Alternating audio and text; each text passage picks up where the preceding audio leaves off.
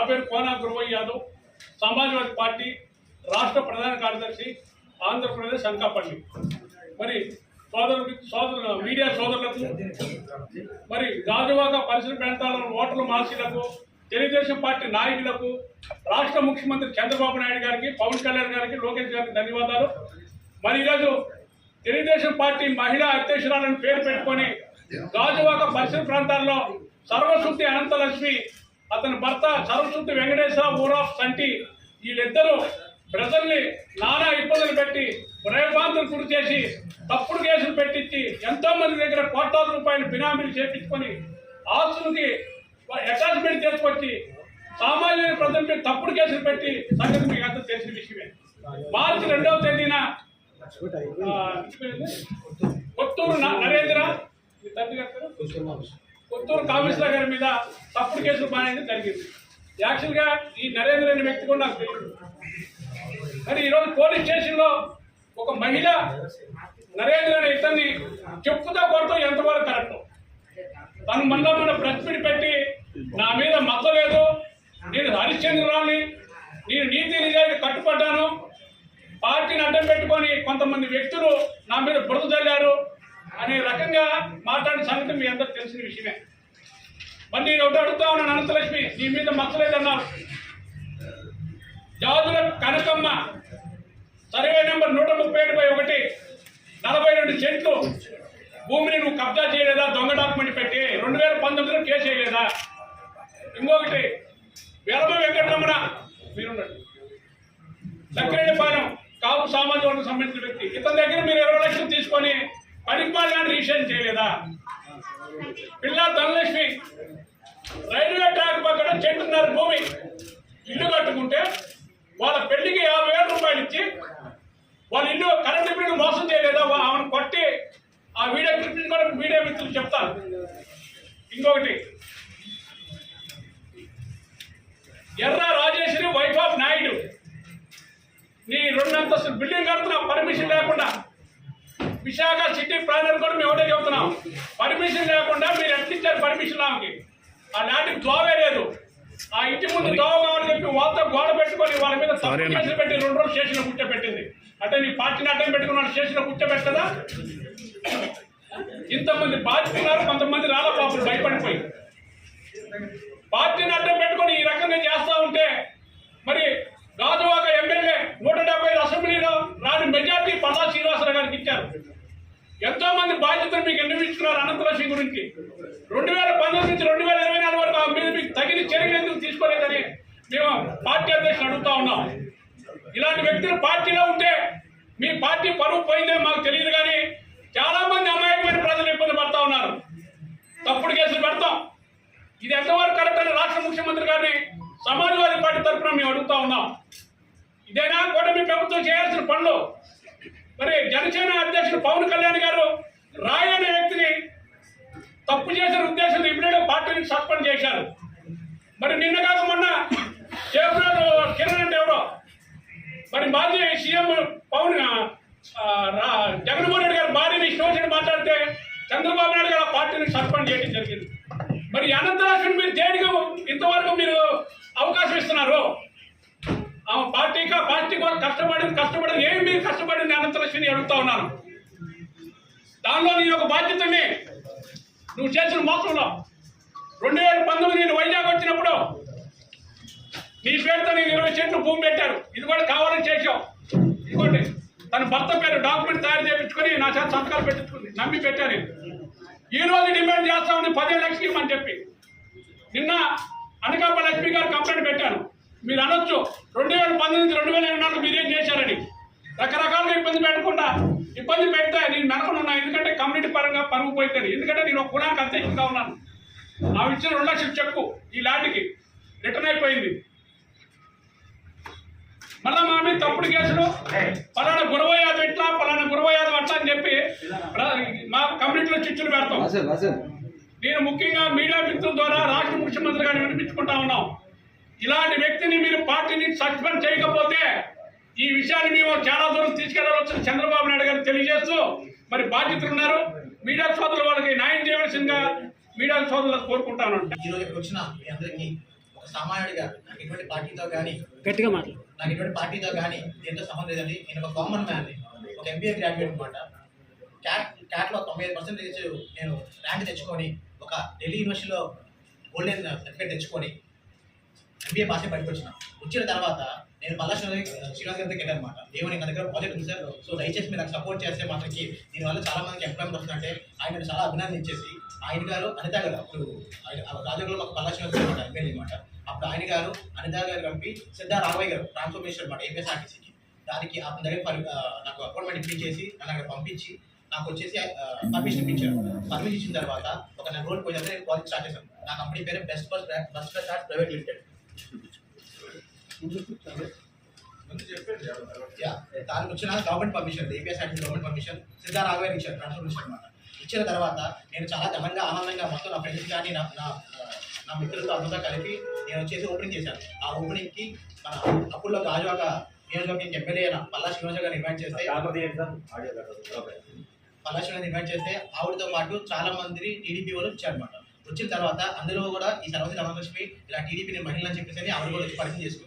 తమ్ముడు నువ్వు పెట్టిన ప్రాజెక్ట్ నాకు బాగా నచ్చింది, నేను కూడా ఇన్వెస్ట్ చేస్తాను, నాకు ఒక పావుల వాటా ఇస్తావా అని అడిగింది. ఇచ్చిన ఇస్తా అన్నప్పుడు నేను అన్నాను నాకు పార్టీ పరంగా ఏది లేదమ్మా, కాకపోతే ఇప్పుడు ప్రజలు ఉన్నాను కాబట్టి సార్ పంపించారు కాబట్టి చేస్తామంటే నేను ఆడిందే ఆట నేను పాడిందే పాట అనుకుంటూ నాకు ఆవిడ నువ్వు ఇస్తావా లేకపోతే లేవా, నాకు మీడియాతో మొత్తం నేను చెప్పి పలాశి గారితో ఫోటో తీసి చూపించింది, సీఎం గారితో ఫోటో చూపించింది, అనిత గారితో ఫోటో చూపించింది, లోకేష్ గారితో ఫోటో చూపించింది. ఈ ప్రాజెక్ట్ నేను ఈవెన్ చంద్రబాబు సీఎం సార్ కూడా నేను చూపిస్తే ఆయన నాకు కొంచెమే చేసి శభాషమని ఇలాంటి దేశానికి కావాలి, ఇలాంటి వారు 10 మందికి ఉపాధి కల్పించాలంటే దానికన్నా మంచిది ఇంకే ఉంది. ఇది దీనివల్ల మన పార్టీ కానీ మొత్తం లబ్ధి పొందుతుంది, జనాలు కూడా చాలా మంచి జరుగుతుంది అని చెప్పి నన్ను ఒక కామన్ మ్యాన్ గురించి నాకు సపోర్ట్ చేశారు. సపోర్ట్ చేసి పర్మిషన్ కూడా జరిగింది అనమాట.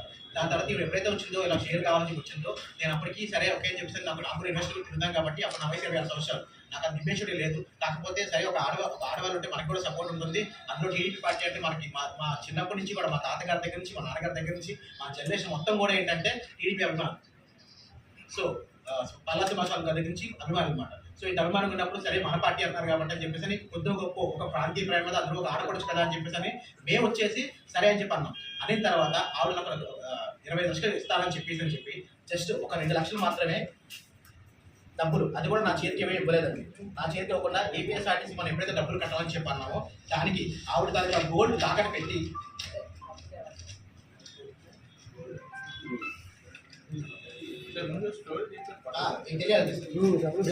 గోల్డ్ తాకట్టు పెట్టి 2 లక్షలు అఖిలపాలెం గ్రామీణ బ్యాంక్ దగ్గర నుంచి డైరెక్ట్గా ఏపీఎస్ఆర్టీసీకి ట్రాన్స్ఫర్ చేయడం జరిగింది.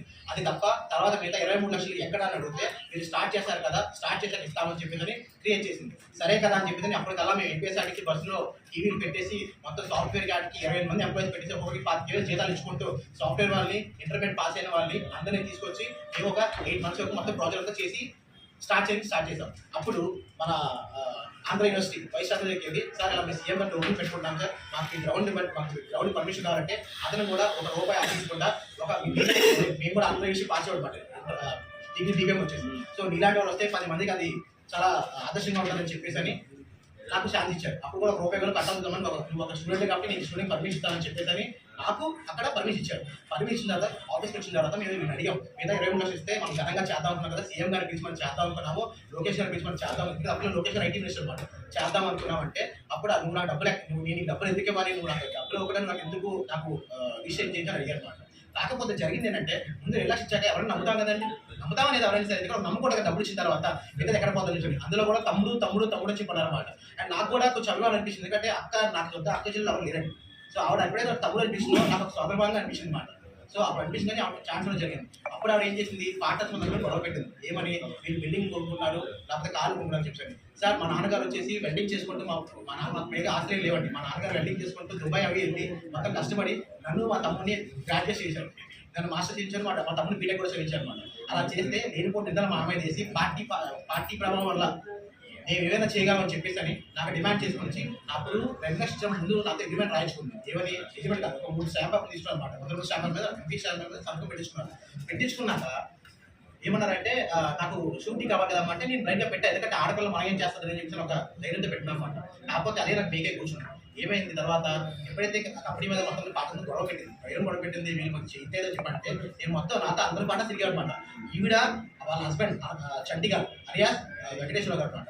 ఆయన వెంకటేశ్వర గారు ఆయన వచ్చేసి అంటే నేను డబ్బులు ఏమో మీరు ఏం చేసుకోండి చెప్పాను. ఓకే, ఆ రోజు నేను కట్టుకున్న బట్టలతో నాతో పాటు గెస్టులు ఎవరైతున్నారో అందరూ కూడా 18 లక్షలు 20 లక్షలు పెట్టుకొని అప్పుడు దాకా మొత్తం డబ్బులు ఖర్చు అయ్యి బికాస్ ఎంప్లాయీస్ కానీ టీవీస్ పెట్టుకోవడానికి చాలా డబ్బులు ఖర్చు అయ్యమాట. ఆ డబ్బులు ఖర్చు అయిన తర్వాత ఇవి డబ్బులు పెట్టుకోవడం వల్ల మేము అందరూ రోడ్డు మీదకి వచ్చేస్తాం. అందులో ఒక వ్యక్తి నాకు బాగా మా నాన్నకి బాగా ఆప్తున్నారు వెంకటప్పారావు గారు అని చెప్పేసి ఈరోజు సర్పంచ్ ఆయన, వైసీపీ సర్పంచ్ అనమాట. ఆయన కూడా అప్పుడు కొత్తగా పెళ్ళి అయితే ఆ పెళ్ళైన వాళ్ళ వైపు బంగారం తాకట్టు అలా ఇన్వెస్ట్ చేశారు. సో ఇవి నమ్ముకున్నందుకు మొత్తం మేము పార్టీ రోడ్డు మీద వచ్చేసాం అనమాట. ఒక ఎంబీఏ గ్రాడ్యుయేట్ నేను, మా తమ్ముడు, మిగతా ఫ్యామిలీ 4 ఫ్యామిలీకి రోడ్డు మీద వచ్చేసాం. వచ్చేసిన తర్వాత కూడా సరే ఓకే అనుకుంటే ఆ స్టాంప్ పేపర్ ఎప్పుడైతే మేము ఎప్పుడైతే ఇచ్చామో నమ్మకంగా ఇచ్చినట్టు ఆ స్టాంప్ పేపర్ మిస్యూజ్ చేసుకొని కోర్టులో కేసు వేశారు. ఏమని మా అప్పు వాళ్ళని చెప్పేశారు. అని కేసు వేస్తే దానికి కోర్టు నుంచి 8 లక్షలు ఇచ్చిందన్నమాట. దాని తర్వాత నాకు హార్ట్ ప్రాబ్లం ఉండడం వల్ల నేను కొంచెం హైకోర్టుకి వెళ్ళాక కొంచెం గ్యాప్ తీసుకున్నాను అనమాట. సో అది ఎవరైనా కష్టపడాలి పెట్టుకొని నేనండి లాస్ట్ ఇయర్ నేను బీహెచ్పీలో ఉండేవాళ్ళమాట.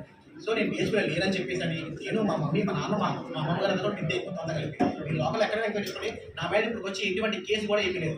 ఇప్పుడు వచ్చి పోలీస్ స్టేషన్ ఒక అడుగు కూడా పిలిచి పెట్టలేదు. అలాంటిది నేను మన మా చెల్లెలు గారికి మా చెల్లికి వచ్చేసి పెళ్లి సంబంధం ఉంటుందంటే ఆ పెళ్లి సంబంధంలో కూర్చుంటే ఇద్దరు పోలీస్ స్టేషన్ నుంచి వాళ్ళు కేసు ఫైల్ చేసి నన్ను తీసుకొచ్చి నేను రవి గారు కూర్చున్నాను.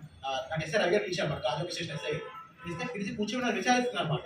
ఏమని బాబు ఏమైందమ్మా ఏంటంటే చాలా మర్యాదపూర్వకంగా విచారించారు. నా మీద మాట్లాడి కానీ ఏమీ చేయలేదు, చాలా మర్యాదపూర్వకంగా ఏమైంది నాన్న ఏమైనా కేసు పెట్టారు ఎంత రైట్ అంటే వచ్చి ఇలా మాట్లాడుతుండగా ఆవిడ ఎక్కడి నుంచి వస్తుందో ఎవరు తెలియదు. పక్కన రూమ్ నుంచి అలా వచ్చింది. నాకేంటి ఎవరు వచ్చిన మనిషి కాబట్టి తిరిగాను తీసుకొని చెప్పుదే పడింది. ఆ వీడియో మీరు అందరూ చూశారు. దాని ముందు ఆవిడ ఏం చెప్తుంది దాని కౌంటర్ కింద నేనైతే దుర్భాషాడని చెప్పేసాను. మీరు కావాలంటే సీసీ ఫుటేజ్ మీరు కావాలంటే రిక్వెస్ట్ పెట్టుకుంటాను కోర్టుకి, అది కూడా వస్తుంది. నేను స్టేషన్లోకి ఎప్పుడు ఎంటర్ అయ్యాను, నేను స్టేషన్ ఎంటర్ అయిన తర్వాత ఒక గంట పోయి ఆవిడ వచ్చాను అనమాట.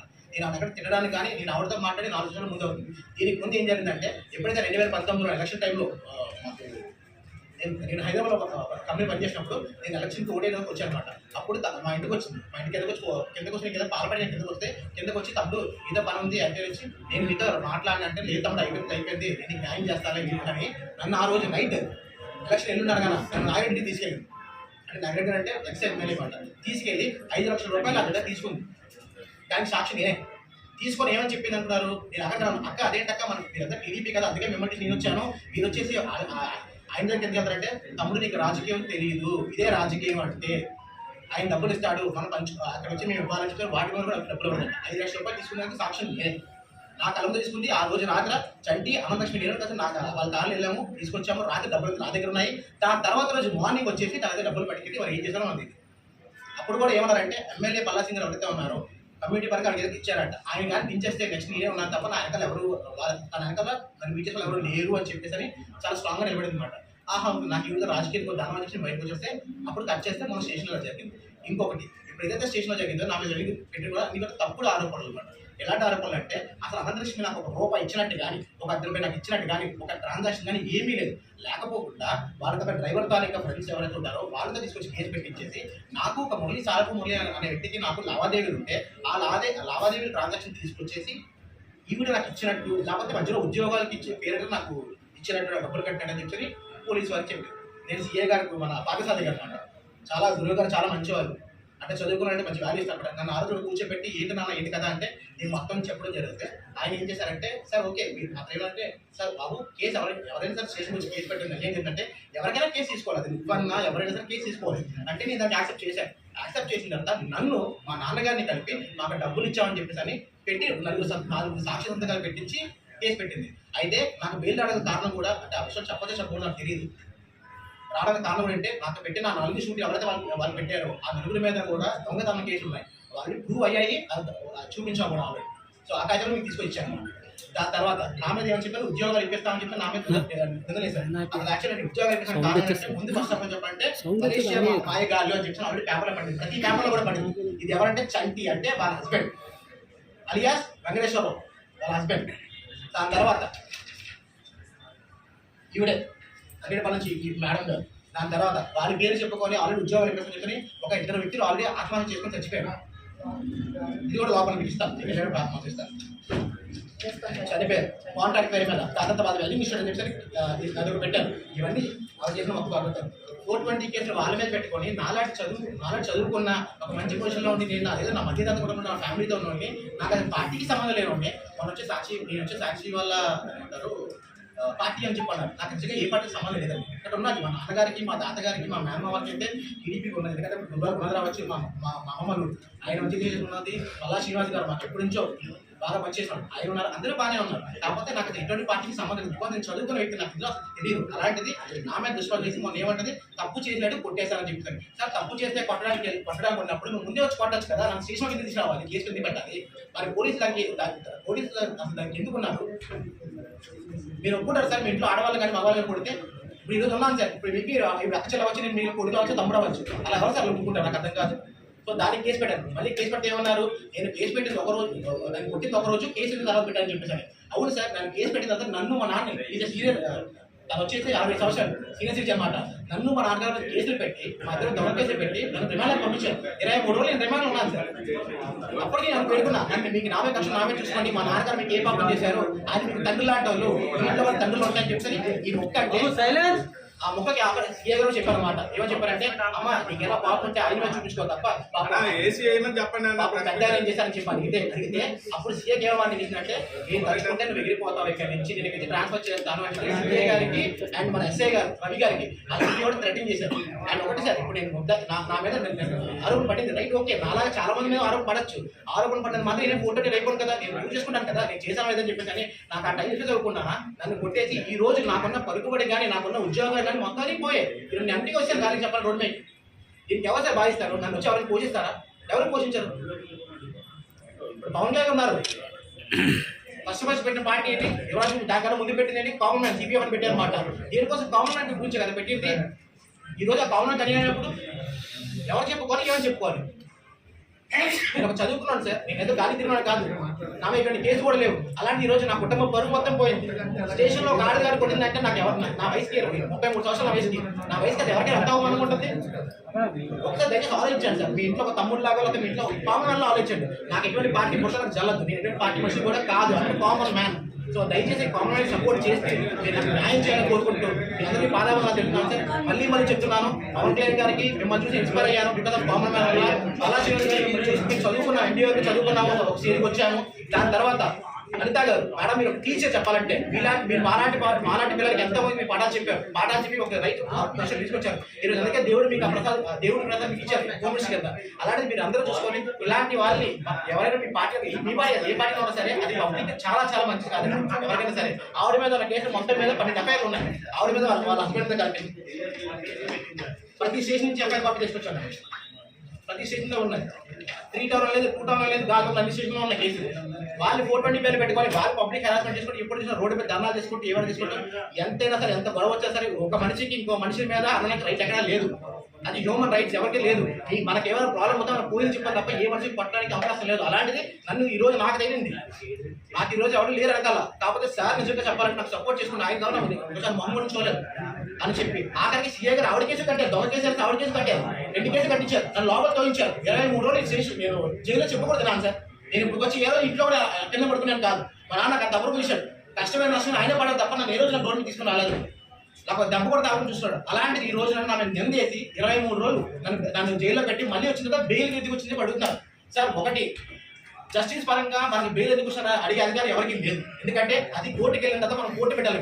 మన దాంట్లో నిజంగా న్యాయం ఉంటే వాళ్ళే పంపిస్తారు. ఇప్పుడు చాలా మంది ఉన్నారు సార్, 6 నెలలకి కానీ సంవత్సరంగా బెయిల్ చాలా మంది ఉన్నారు. బాబుకి ఎలాగ తెలిసింది నాకు చాలా మంది అని చెప్పారు. బట్ ఈ రోజు ఏమైంది, నేను నిరూపించుకున్నాను. నాతో ఒక ఫ్రెండ్ అనే వ్యక్తి నన్ను నమోదరం చేసి వాడికి నాకు చాలా లావాదేవీలు ఉన్నాయి. నా దగ్గర వాడు చెట్లు కూడా చెప్పాలంటే లావాదేవీలు ఉంటే ఆ లావాదేవీలు యూజ్ చేసుకుంటే నేను ఉద్యోగాలు ఇప్పిస్తానని చెప్పాను. 2016లో కంపెనీ స్టార్ట్ చేసి 2015లో మూసేస్తే నేను ఉద్యోగాలు ఎందుకు ఇస్తాను అన్నప్పుడు అక్కడే ఉన్నాను. యాక్చువల్లీ నేను ఉండేది హైదరాబాద్, మా మమ్మీ ఎక్కడ అనమాట. మా నాన్నగారు డబ్బులు ఇచ్చినట్టు, మా తమ్ముడికి డబ్బులు ఇచ్చినట్టు ఇంకా అందరూ తీసుకొచ్చారు. అయితే మా అమ్మగారు నన్ను పుట్టినరోజు సీఏ గారు అడిగారు అనమాట, సార్ ఇలా ఎలా కొడతారండి, నా మీద కేసు కట్టినంటే మళ్ళీ లోపలికి వచ్చావాడ నేను వీడు కూడా 5 లక్షలు ఇచ్చానమ్మా అన్నారు. అప్పుడు సీఏ గారు ఏమన్నారంటే, అమ్మ నువ్వు ఎంతమంది డబ్బులు ఇచ్చావమ్మా, ఎంతమంది డబ్బులు ఇచ్చావమ్మా, నీకు అంత డబ్బులు ఎక్కడివి, నీకు నీ మీద ఎవడ యాంటీ వెళ్తుంటే వాళ్ళ మీద కేసు చెప్తావు, డబ్బులు ఇవ్వాలి డబ్బులు చెప్పడం నీ దగ్గర నీ కోర్టులు ఎక్కడివి. నేను ఒకటే క్వశ్చన్ అడుగుతున్నాను సార్, ఆవిడ నాకు 20 లక్షలు ఇచ్చిందని చెప్పి అడుగుతున్నారు. దాని తర్వాత ఇన్కమ్ ట్యాక్స్ ఒక స్టేట్మెంట్ ఇవ్వండి. ఆ 2 లక్షలు ఆర్టీసీ కట్టింది కాకుండా నా అకౌంట్ ఒక రూపాయి ఇచ్చినా సరే మీరు ఎటువంటి చేసినా సరే మీరు అనిపిస్తారు, అది మూసి కేసుగా అనిపిస్తారు.